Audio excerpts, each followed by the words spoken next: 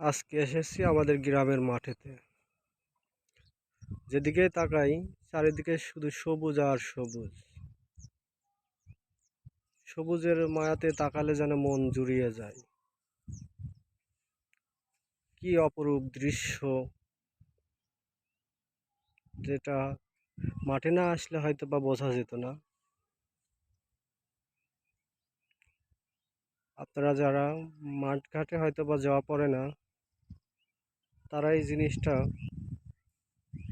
Miss করছেন।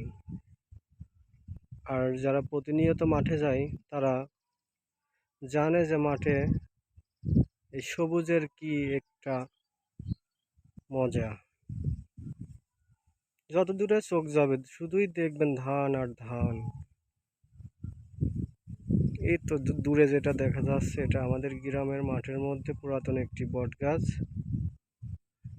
আমি আজ 25 বছর ধরে দেখছি, যেমনটি দেখে আছে তেমনই আছে।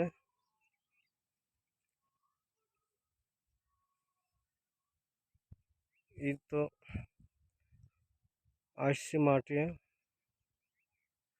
ধান লাগাইছি, ধানে একটু স্প্রে করার জন্য।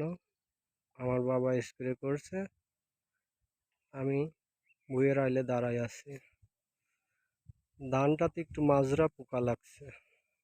পোকাটা দমনের জন্যই একটি কীটনাশক ব্যবহার করা হচ্ছে।